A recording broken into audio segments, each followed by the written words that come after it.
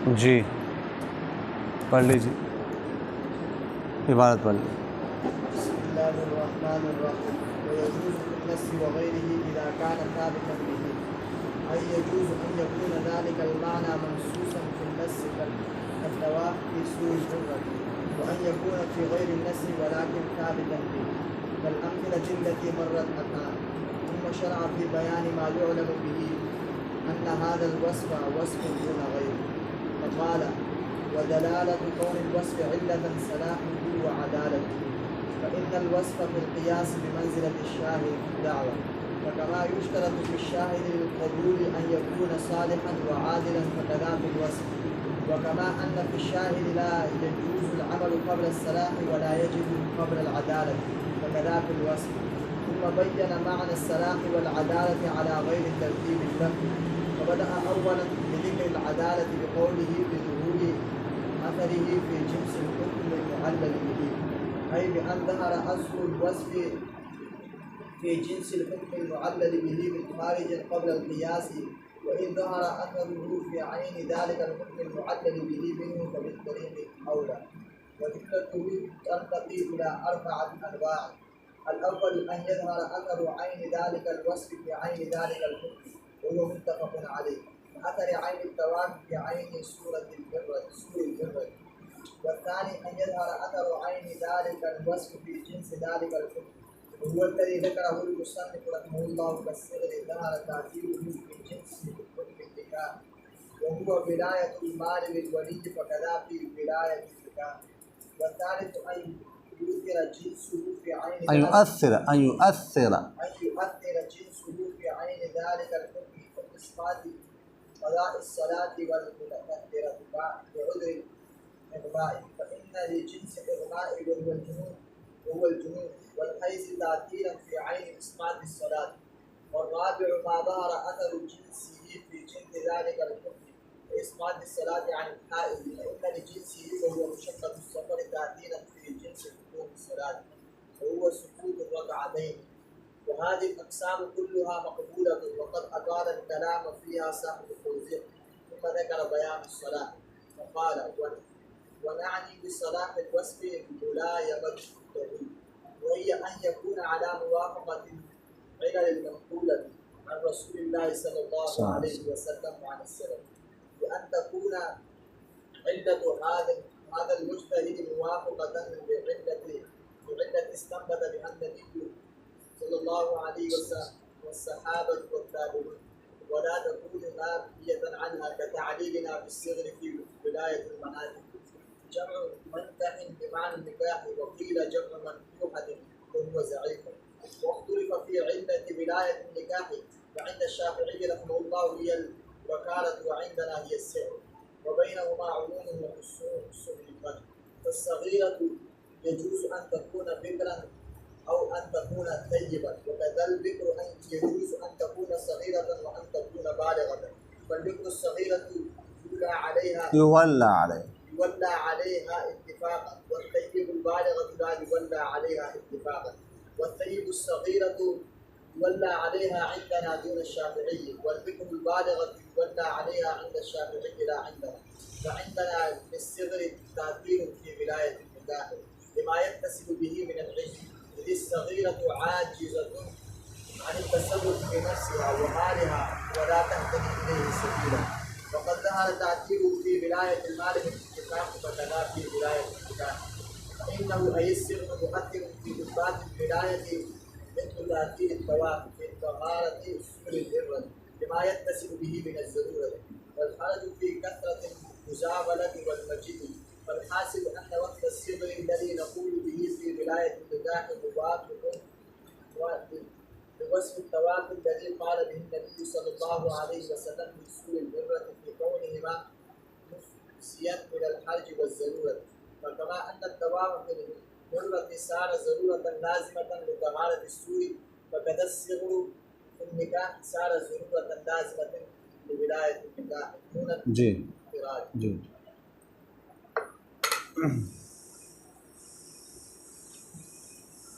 بسم الله الرحمن الرحيم.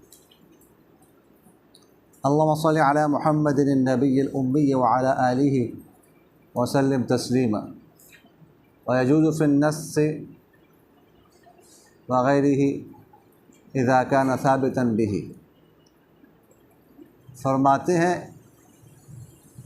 کہ جائز ہے نص میں اس کے علاوہ میں جب اس کے ذریعے سے ثابت ہو۔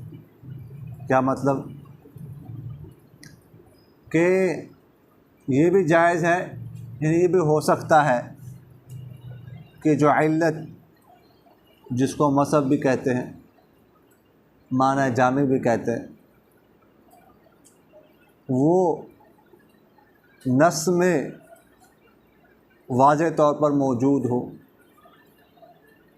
جیسے فرماتے ہیں جو بلی ہے اس کے جھوٹے کے لیے طواف کا ہونا۔ آپ صلی اللہ علیہ وسلم نے فرمایا انھا من الطوافین علیکم والطوافات، کہ تم پر طواف کرنے والوں اور طواف کرنے والیوں میں سے ہے۔ تو نص میں موجود ہے، اور یہ بھی ہے کہ وہ نص میں موجود نہ ہو۔ جیسی مثال گزر چکی ہے مصنف میں، کیا مطلب؟ ایک مثال آپ لوگوں نے پڑھی ہے کہ آپ صلی اللہ علیہ وسلم نے بھگوڑے غلام کو بیچنے سے منع فرمایا ہے۔ اب آپ صلی اللہ علیہ وسلم نے تو اتنا کہہ دیا کہ کوئی بھگوڑا غلام اس کو کوئی نہ بیچے۔ اب اس کی علت کیا ہے نہ بیچنے کی؟ تو یہ تو نص میں موجود نہیں ہے۔ علت کیا ہم نے پڑھی تھی؟ چونکہ وہ اب اس کو وہ غیر مقدور التسلیم ہے، اس کو حوالہ نہیں کر سکتے، قبضہ نہیں دے سکتے اس کا، اور بھاگا ہوا ہے، تو اس لیے اس سے منع فرمایا۔ لیکن یہ بات تو نص میں موجود نہیں ہے، اس لیے فرمایا یجوز ان یکون ذلک المعنی، کہ جائز ہے کہ وہ معنی سے مراد معنی جامع، علت مشترکہ منصوص و نص میں موجود، کالطواف فی سور الحرہ، جیسے طواف کی علت سور حرہ میں، حرہ بلی کے جوٹے میں، وان یکون فی غیر نص، اور یہ کہ اگر نص میں نہ ہو، نص میں موجود نہ، ولیکن ثابتا بھی، لیکن نص کے ذریعے سے وہ ثابت ہو۔ جیسے گھوڑا غلام کو بیچنے سے منع فرمائے، لیکن بات سمجھ میں آئی کہ اصل وجہ یہ ہے۔ کالامثلۃ التی مرت الآن، جیسے وہ مثالیں جو ابھی گزر چکی ہے۔ آگے فرماتے ثم شرع فی بیان ما یعلم به ان هذا الوصف وصف دون غیره۔ اب مصنف رحمہ اللہ فرماتے یہاں سے اس چیز کو ذکر کرنے لگے ہیں کہ جس کے ذریعے سے معلوم ہو جائے کہ یہی وصف ہے، کوئی اور وصف نہیں ہے، یہی علت ہے، اس کے علاوہ کوئی اور چیز علت نہیں ہے۔ تو علت کا پتہ کیسے چلے گا کہ یہ علت ہے اور کوئی اور علت نہیں ہے؟ تو علت ہمیں کیسے معلوم ہوگی؟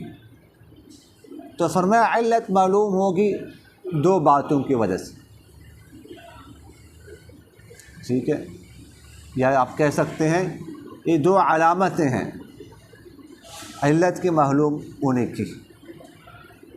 وہ کون کون سی ہے؟ ایک ہے علت کا صالح ہونا، اور دوسرا علت کا کیا ہونا؟ عادل ہونا، یعنی علت کی صلاح اور علت کی عدالت۔ اگر کوئی لفظ صالح ہو، عادل ہو، تو اس کا مطلب ہوگا یہ کیا ہے؟ علت ہے، یہی علت ہے، کوئی اور علت نہیں ہے۔ اب اس کا صالح ہونا، ٹھیک ہے، اس کا عادل ہونا، وہ کیسے کہتے ہیں؟ وہ تو آگے ابھی ذکر کرتے ہیں۔ فرماتے ہیں مصنف رحمہ اللہ کہ فإن الوصف فی القیاس بمنزلۃ الشاہد فی الدعوی، کہ علت جو ہوتی ہے، وصف علت میں نے آپ کو پہلے بتایا ایک ہی چیز ہے، یہ قیاس میں گواہ کی طرح ہے۔ ایسے دعوے میں گواہی ہوتی ہے نا، اور گواہ کے لیے صالح ہونا، عادل ہونا یہ شرط ہے۔ اسی طرح قیاس میں وصف بھی اسی طرح ہی ہوتا ہے۔ تو جس طرح گواہ کے لیے صالح ہونا عادل ہونا شرط ہے، اسی طرح وصف کے لیے بھی صالح ہونا اور عادل ہونا کیا ہے؟ شرط ہے۔ اور فرماتے ہیں کہ جس طرح اگر گواہ صالح ہی نہ ہو، گواہ صالح ہی نہ ہو، اس کے اندر صلاحیت ہی نہ ہو، تو اس کی گواہی پر جو ہے نا وہ اس کی گواہی غیر جائز نہیں ہے، اس کی گواہی معتبر نہیں، جائز نہیں ہے اس پر عمل کرنا۔ اسی طرح علت ہے، اگر وہ صالح نہ ہو تو اس کو علت بنانا جائز نہیں ہے، اس پر عمل کرنا جائز نہیں ہے۔ اسی طرح جب گواہ عادل ہو جائے تو اس کی گواہی پر عمل کرنا واجب ہوتا ہے۔ اسی طرح وصف ہے، اگر اس کے اندر عدالت آ جائے تو پھر جو ہے نا اس کو تسلیم کرنا بھی کیا ہوتا ہے؟ ضروری ہوتا ہے، اس پر بھی عمل کرنا کیا ہوتا ہے؟ ضروری ہوتا ہے۔ اب کیا آنکھوں کو کیا ہوا جی؟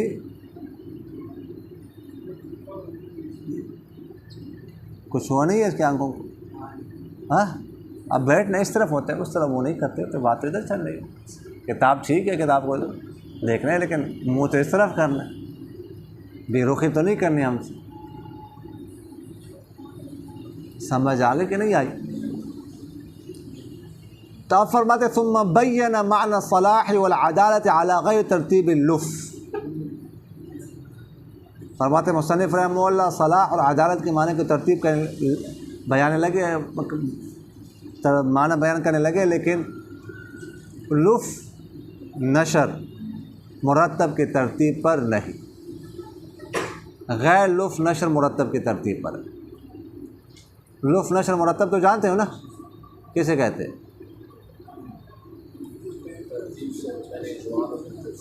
اجمال میں چیزوں کو ذکر کیا جائے، ٹھیک ہے، پہلے اجمال ان کو ذکر کیا جائے کہ یہ باتیں ہیں، مسئلے، شرطیں ہیں، پھر آگے ان کی تفصیل ذکر کی جائے۔ تو اجمال میں جس ترتیب سے ذکر کیا، پہلے جس چیز کو ذکر کیا، پہلے جس شرط کو ذکر کیا، تفصیل جب ذکر کرے تو بھی اسی ترتیب کو جو ہے نا وہ مقرر رکھے، اس ترتیب کا لحاظ رکھا جائے، تو اس کو کہتے ہیں لف نشر مرتب۔ لف کا معنی بعد میں سمیٹا پہلے اس کو، پھر نشر ابھی پھیلایا، تفصیل کر رہے، مرتب اسی ترتیب سے جس ترتیب سے اجمال میں تھا۔ اگر اجمال میں جن چیزوں کو پہلے ذکر کیا اور جب تفصیل ذکر کرنے لگے تو جن کو پہلے ذکر کیا ان کو بعد میں ذکر کرے، اور جن کو اجمال میں بعد میں ذکر کیا تو ان کو پہلے ذکر کرے، تو یہ لف نشر غیر مرتب ہے۔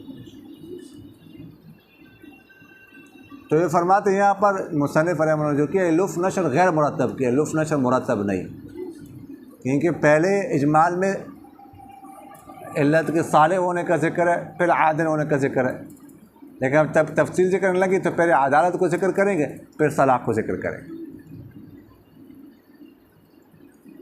تو لف نشر غیر مرتب ہے، لف نشر مرتب، لف نشر غیر مرتب سمجھ آ گئی کہ نہیں آئی؟ تو فرماتے فبدأ اولا بذکر العدالت بقولہ، مصنف رحمہ اللہ نے سب سے پہلے عدالت کو ذکر کیا اپنے اس قول سے کہ وصف کب عادل ہوگا، اس کے اندر عدالت کب پیدا ہوگی، ہم کب اس کو عادل سمجھیں گے، کب سمجھیں گے اس کے اندر عدالت ہے۔ تو فرماتے بظہور اثرہ فی جنس الحکم المعلل بہ، فرماتے ہیں کہ بظہور اثرہ، اس اثر کے، اس وصف کے اثر ظاہر ہونے کی وجہ سے، اس حکم کے جنس میں جس کے ساتھ کیا کی گئی ہے؟ تعلیل کی گئی، علت نکالی گئی ہے، یعنی حکم کے جنس میں، اس حکم کے جنس میں اس کے تعلیل کی گئی ہے، اثر ظاہر ہو جائے۔ کیا مطلب؟ یعنی اس وصف کا علت ہونا اس کے لیے ثابت ہو جائے شرعاً، نص کے ذریعے سے یا اجماع کے ذریعے سے۔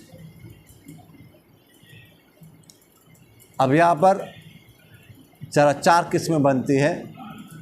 پہلے اس کو ذکر بأن ظہر اثر الوصف فی جنس الحکم المعلل بہ، کہ اس وصف کا اثر ظاہر ہو جائے اس حکم کے جنس میں جس کے ساتھ تعلیل کی گئی ہے، علت نکالی گئی ہے، خارج سے قبل القیاس، قیاس کرنے سے پہلے، یعنی ابھی تک ہم نے اس کو قیاس نہیں کیا، علت نہیں نکالی، تعلیل نہیں کی، سمجھ آ گئی؟ اب تک علت نہیں نکالی گئی، اس سے پہلے اس وصف کا اثر جو ہے نا اس حکم کے جنس میں ظاہر ہو چکا۔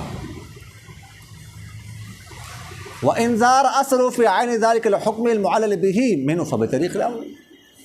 اب اگر قیاس کر کے، قیاس کے بعد اس وصف کا اثر ظاہر ہو جائے تو پھر طریق اولا فرماتا ہے ایسا اس کو قبول کیا جائے گا، اس کو وصف مانا جائے گا۔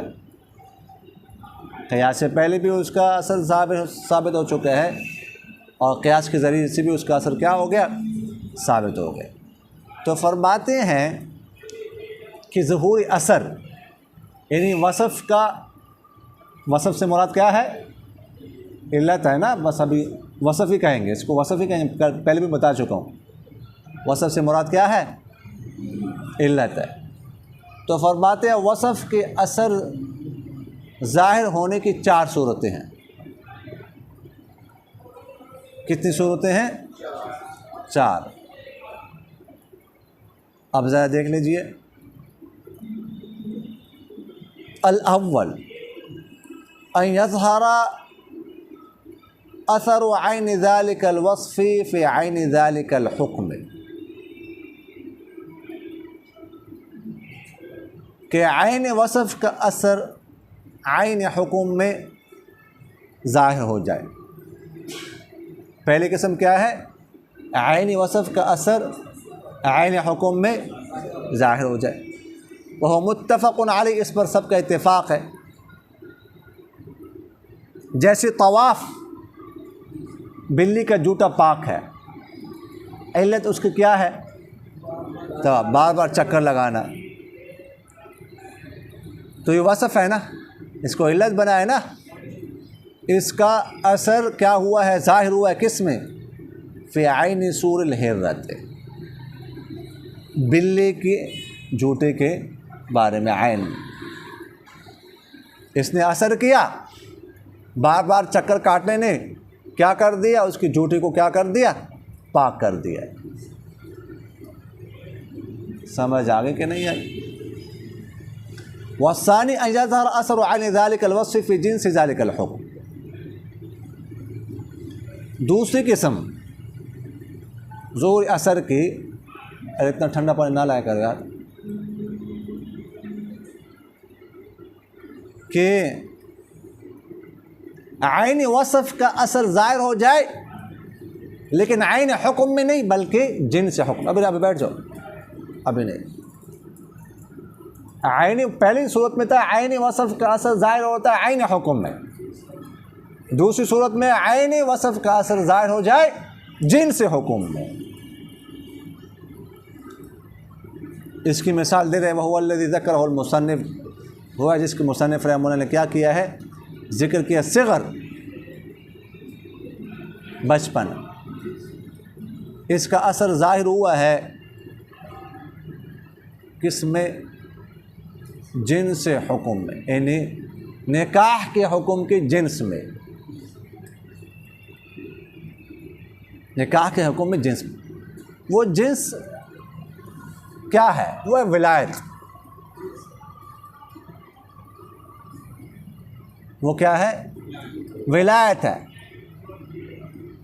ولی جو ہوتا ہے ولی، اس کو صغیر کے مال پر ولایت حاصل ہے، اس میں تصرف، ولایت کا مطلب اختیار، تصرف کرنے کا، وہ حاصل ہے۔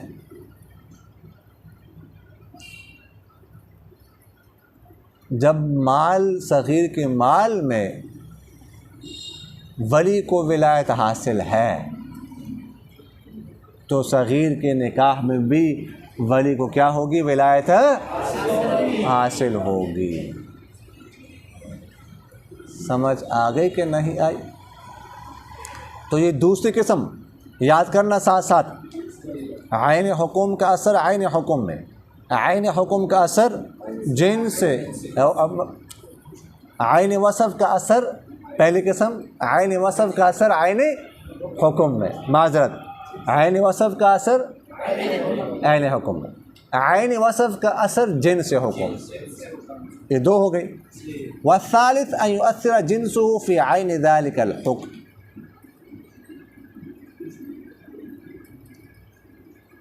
ٹھیک ہے جی۔ اب دوسری کو برعکس کرنا ہے، دوسری کو کیا کرنا ہے؟ برعکس کرنا ہے۔ جنس وصف کا اثر عین حکم میں، سمجھ آگے کہ نہیں؟ کا اسقاط قضاء الصلاة المتکثرة بعذر الاغماء، جیسے ان نمازوں کو ساقط کرنا جو زیادہ ہو جائے اغماء کی عذر کی وجہ سے، یعنی جب نمازوں میں تکرار پیدا ہو جائے نا، اتنے دن انسان بے ہوش رہے کہ نمازوں میں تکرار پیدا ہو جائے تو بس وہ نماز ساقط ہے، ان کی قضا انسان کے ذمہ نہیں ہے۔ جیسے مثلاً کوئی جو ہے نا ظہر کے وقت کیا ہو گیا؟ بے ہوش ہو گیا، ظہر، عصر، مغرب، عشاء، فجر، پھر اگلا جو ظہر کا وقت ہے نا وہ بھی گزر گیا، وہ بھی قضا ہو گئی، تو اب 6 نمازوں کی قضا ہو گئی نا، تو تکرار شروع ہو گیا، ظہر کی نماز میں تکرار، کل کی ظہر کی بھی قضا ہو گئی، آج کے ظہر کی بھی قضا ہو گئی، تو اب کیا سمجھا جائے گا؟ تکرار پیدا۔ اب اس کے ذمہ اگر بعد میں ہوش میں آ بھی جائے نا تو ان نمازوں کی قضا اس کے ذمہ نہیں ہے، بے ہوشی کی وجہ سے انسان بے ہوش ہو جائے۔ تو فرماتے ہیں فَإِنَّ لِجِنْسِ الْإِغْمَاءِ، جنس اغماء کے لیے، یعنی جنس اغماء کی وجہ سے نمازوں کا ساقط ہونا، ٹھیک ہے، اس کے لیے اثر ثابت ہے، نمازوں کے ساقط کرنے میں دوسری جگہ پر، کہاں پر؟ وہ ہے جنون اور حیض میں۔ یعنی صرف ایسا نہیں ہے کہ اغماء کی وجہ سے ہم نمازیں ثابت کر رہے ہیں، ساقط کر رہے ہیں، نہیں، بلکہ اس کے علاوہ بھی بعض جگہوں پر نمازیں ساقط ہوتی ہیں۔ مثلا حیض کی وجہ سے نمازیں ساقط ہوتی ہے کہ نہیں ہوتی؟ اور اسی طرح جنون کی وجہ سے نمازیں ساقط ہوتی ہے کہ نہیں ہوتی؟ حیض کی وجہ سے نمازیں ساقط ہوتی ہے، یہ نص سے ثابت ہے، نص سے ثابت ہے، سمجھ آگے کہ نہیں؟ آپ صلی اللہ علیہ وسلم کے روایت ہے، حدیث مبارک کہ حائض عورت روزوں کی قضا تو کرے گی لیکن نمازوں کے نہیں، نمازوں کی قضا اس کے نہیں، ذمہ نہیں ہے۔ تو فرمایا چونکہ اس کے جنس کے لیے اثر ثابت ہو چکا ہے جنون اور حیض میں، لہٰذا اغماء کی وجہ سے جو نمازیں ہوں گی تکرار کے حد میں شامل ہوں گی تو وہ بھی ساقط ہوں گی، ان کی قضا بھی نہیں ہوگی۔ والرابع ما ظهر اثر الجنس فی جنس ذلك الحکم، چوتھی قسم کہ جنس وصف کا اثر جنس حکم میں،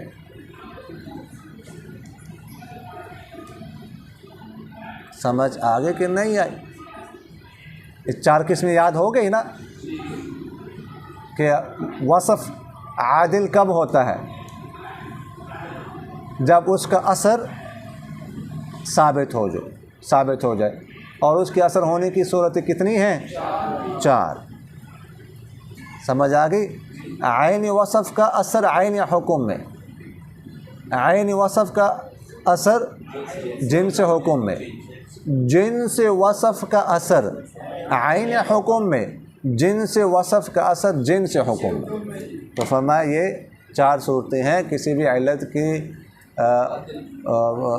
کے لیے عادل بننے کی۔ سمجھ آ گئی؟ تو جنس وصف کا اثر جنس حکم، اس کی مثال جیسے نمازوں کو ساقط کرنا حائضہ سے۔ سمجھ آ گئی؟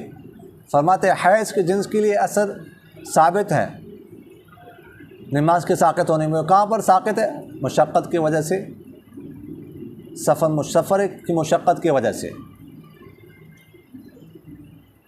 اگرچہ سفر کی مشقت کی وجہ سے جو سقوط ہے وہ سقوط کامل نہیں ہے، وہ سقوط ناقص ہے، کیونکہ سفر کی وجہ سے بالکل نماز ساقط تو نہیں ہوتی نا، البتہ قصر واجب ہوتا ہے کہ 2 رکعتیں پڑھنی ہے، تو وہ سقوط ناقص ہے۔ اور حائضہ سے جو نماز ساقط ہوتی ہے وہ سقوط کامل ہے، وہ تو بالکل پڑھنی نہیں ہوتی نا، مسافر نے پڑھنی تو ہوتی ہے لیکن آدھی پڑھنی ہوتی ہے۔ لیکن سقوط پہ تو دونوں مشترک ہو گئے نا، سقوط تو پایا گیا نا، چاہے سقوط ناقص ہے لیکن سقوط تو پایا گیا نا، تو یہ سقوط میں اشتراک ہے، اس کو ثابت اس وجہ سے کہہ رہے۔ تو فرماتے وہذه الاقسام كلها مقبولہ، یہ چاروں کے چاروں اقسام مقبول ہے، لیکن یہاں ذہن میں رکھیے گا 4تھی قسم مقبول نہیں ہے، پہلے 3 قسم مقبول ہیں۔ آگے بات کریں گے۔ وقد اطال الکلام فیها صاحب التوضیح، فرماتے صاحب توضیح تلویہ نے اس میں لمبا کلام کیا ہے، جو کہ آپ کا انتظار کر رہی ہیں یہ کتاب اگلے سال۔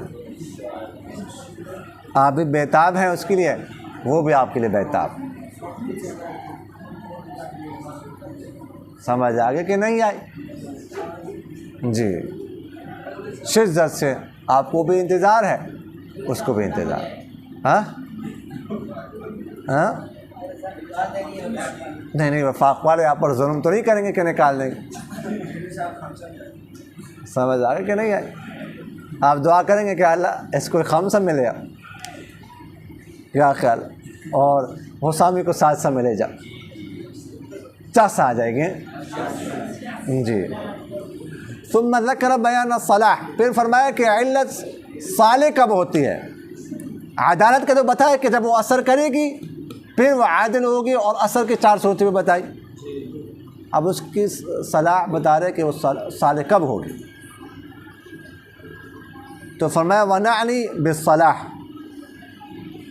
کہ صلاح ونعنی بصلاح الوصف، یعنی ہماری مراد وصف کے صالح ہونے سے ملائمت ہو، کہ اس وصف کا حکم کے مطابق ہونا،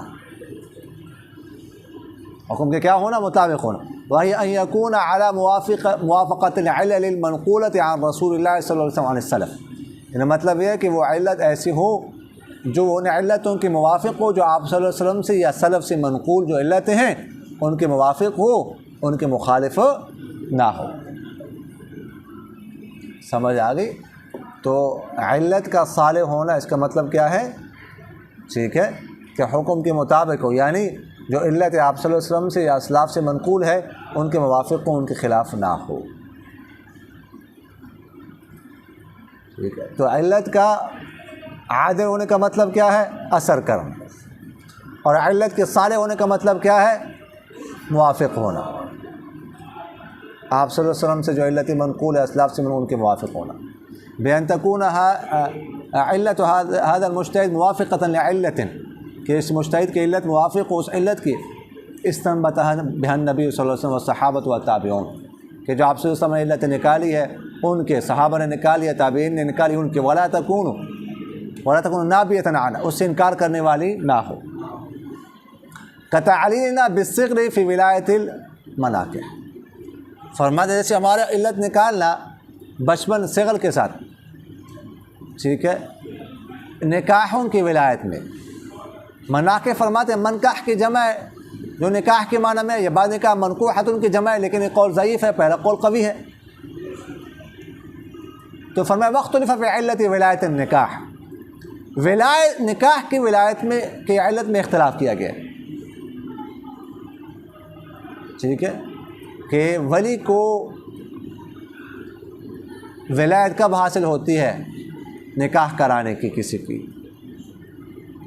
کسی کا نکاح کرانے کی ولایت ولی کو کب حاصل ہوتی ہے، تو اس حوالے سے اختلاف ہے۔ فعند الشافعی رحمہ اللہ البکر، امام شافعی رحمہ اللہ فرماتے ہیں کہ جب وہ باکرہ ہو لڑکی، ٹھیک ہے، تو ولی کو ولایت حاصل ہوتی ہے یا لڑکا۔ وعندنا ہی الصغر، ہمارے یہاں صغر، نابالغ اگر ہے تو اس پر ولی کو ولایت حاصل ہے، اگر بالغ ہو جائے تو اس پر ولی کو ولایت حاصل نہیں ہے۔ تو فرماتے ہیں بینما عموم و خصوص من وجہ، فرماتے ہیں کہ بکارت اور صغر کے درمیان عموم خصوص من وجہ کی نسبت ہے۔ کس کی نسبت ہے؟ عموم خصوص من وجہ۔ اور آپ لوگوں نے پڑھا عموم خصوص من وجہ میں کتنے مادے ہوتے ہیں؟ 4 مادے ہوتے ہیں، ٹھیک ہے، 2 مادے اجتماعی ہوتے ہیں اور 2 مادے افتراقی ہوتے ہیں۔ اب آپ لوگ پڑھ لیں گے، سمجھ آگے کہ نہیں؟ 2 اجتماعی اور 2 افتراقی۔ اب ذرا دیکھ لیجئے،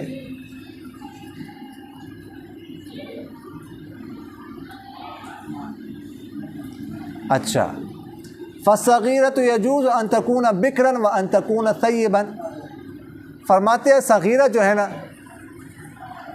وہ باکرہ بھی ہو سکتی ہے اور ثیبہ بھی ہو سکتی ہے۔ صغیرہ ہے، ٹھیک ہے، باکرہ ہے، ٹھیک ہے، پردے بقرہ ظاہر نہیں وہ۔ ثیبہ ہے، ہو سکتا ہے پردے بقرہ اس کا زائل ہو چکا ہو کھیل کود کی وجہ سے، ٹھیک ہے نا، یا وہ بھی ممکن ہے نکاح ہو چکا اس کا اور شوہر نے ٹیوشن پڑھا دی ہو، اگرچہ صغیرہ ہے لیکن ممکن ہے، غیر ممکن تو نہیں۔ وَكَذَا الْبِكْرُ يَجُوزُ أَن تَكُونَ صَغِيرَةً وَأَن تَكُونَ بَالِغَةً، اس طرح باقرہ صغیرہ بھی ہو سکتی ہے اور بالغہ بھی ہو سکتی ہے، یعنی صغر بھی بکر اور جو ہے نا سیبہ کے ساتھ جمع ہو سکتا ہے، اس طرح بکر بھی صغیرہ و کبیرہ کے ساتھ جمع ہو سکتا ہے۔ تو اب اگر باکرہ ہوگی، صغیرہ ہوگی تو یولی علیہ اتفاقاً، تو اس پر ولایت حاصل ہوگی ولی کو سب کے ہاں، ہمارے ہاں صغر کی وجہ سے، شوافی کے ہاں بکر کی وجہ سے، باکرہ ہونے کی وجہ سے، تو یہ مادہ اجتماعی۔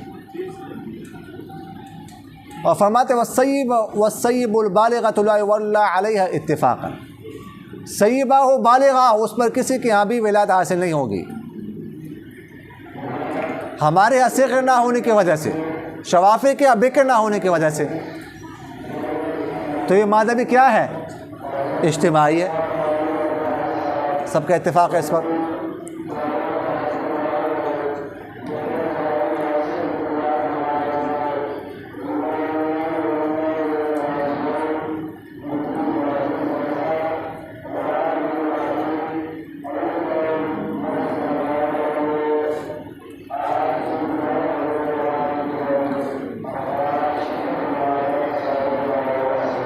والثیب صغیرۃ یولی علیہا عندنا دون الشافعی،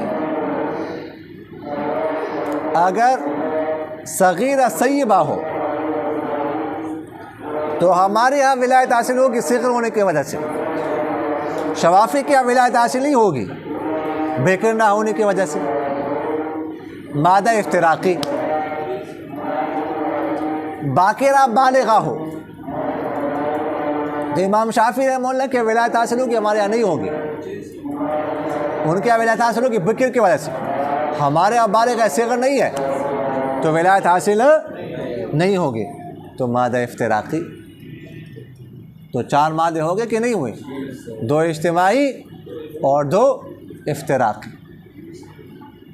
سمجھ آ رہی ہے کہ نہیں آ رہی؟ یعنی پہلے 2 مادوں میں اجتماعی متفق ہے، آخری 2 مادے افتراقی ہیں، مختلف ہیں، اختلاف ہیں. تو فعندنا للصغر تأثیر فی ولایت النکاح. تو ہمارے صغر کے لیے اثر ہے نکاح کی ولایت میں. کیوں؟ بما یتصل به من العجز، اس کے ساتھ عجز متصل ہونے کی وجہ سے. صغر کے ساتھ عجز یعنی قدرت نہیں ہوتی صغیرہ اس کو امور پر، معاملات پر. اذ الصغیرۃ عاجزۃ، اس لیے کہ صغیرہ عاجزہ ہوتی تصرف کرنے سے اپنی ذات کے بارے میں، اپنے مال کے بارے میں. ولا تهتدی الیہ سبیلا، اور وہ اس کی طرف راستہ نہیں پاتی، تصرف کی طرف، یعنی تصرف صحیح نہیں کر سکتی، عقل کامل نہیں ہوتی. تو اگر مال کے بارے میں تصرف کرے گی تو بھی غلط کرے گی. ہو سکتا ہے 100 کی چیز 1000 کی خرید لے. اور نفس کے بارے میں اگر وہ تصرف کرے گی تو بھی غلطی کا امکان ہے اس سے. سمجھ آ گئی؟ وقد ظہر تاثیر فی ولایت المال بالاتفاق وکذا فی ولایت النکاح. فرماتے ہیں کہ اس کا اثر ظاہر ہو چکا ہے صغر کا مال کی ولایت میں بالاتفاق، تو نکاح کی ولایت میں بھی ہوگا. یعنی مال میں تو سب کا اتفاق ہے کہ صغیرہ کے مال پر ولی کو ولایت حاصل ہے. صغیرہ کے مال میں ولی تصرف کرے گا، اس کے لیے کوئی چیز خریدے گا یا بیچے گا.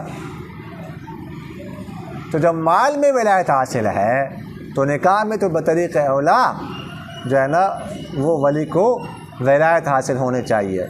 اس لیے کہ مال میں جو اگر وہ ہوتا ہے اس سے کوئی غلطی ہوتی ہے صغیرہ سے، تو وہ اتنی خطرناک نہیں ہے جتنی خطرناک جو ہے نا وہ غلطی نفس کے بارے میں ہے.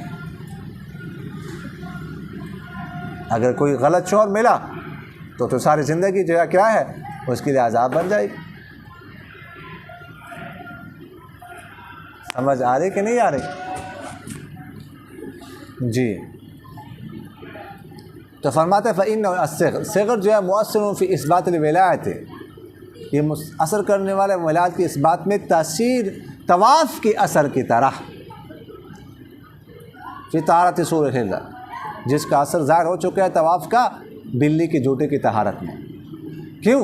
لما یتصل به من الضرورہ، وہ ضرورت کی متصل ہونے کی وجہ سے. کہ ہم نے کہا کہ بلی کا جوتا پاک ہے، کیوں؟ اس میں ضرورت ہے، اس سے بچنا، وہ بار بار آتی ہے، اس سے بچنا مشکل ہے. من الضرورت ہے، ضرورت کی وجہ سے. والحرج، حرج کی وجہ سے. فی کثرت المزاولۃ والمجیء، بار بار آنے جانے کی وجہ سے. سمجھ آئے کہ نہیں چودھری صاحب؟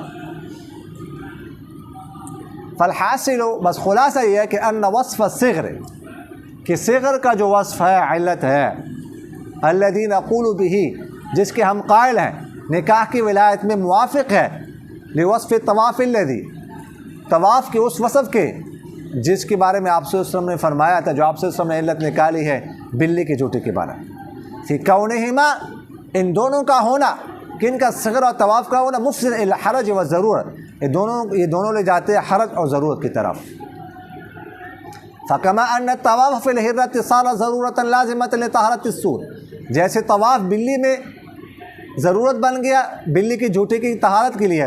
فقد الصغر، تو اس طرح صغر جو ہے ضرورت بن گیا نکاح میں، سارا ضرورت بن گیا، لازمہ بن گیا نکاح کی ولایت کے لیے. تو کیا انہوں نے فرمایا کہ علت کے صالح ہونے کا مطلب کیا ہے؟ کہ علت حکم کے موافق ہو. ان علت کا صالح ہونے کا مطلب یہ ہے کہ وہ علتوں کے موافق ہو جو علت آپ صلی اللہ علیہ وسلم سے، صحابہ سے، تابعین سے منقول ہے. یہ کہا تھا نا آپ. پھر صغر کا بتایا، صغر پہ انہوں نے بحث کی، پھر یہ ثابت کیا کہ صغر کیسے آپ صلی اللہ علیہ وسلم کی علت کے موافق ہے. آپ صلی اللہ علیہ وسلم کی علت کی کون سی علت کے موافق ہے؟ طواف والی، بلی والی، جائن بالکل اس کے موافق. اس کو ثابت کیا تو اس کا مطلب یہی مطلب ہے علت کے صالح ہونے کا۔ سمجھ آ گئی کہ نہیں آئی؟ کوئی بات سمجھ نہ آئی ہو جو جی وما علینا الا البلاغ۔ سب تکرار کر لو شاہ۔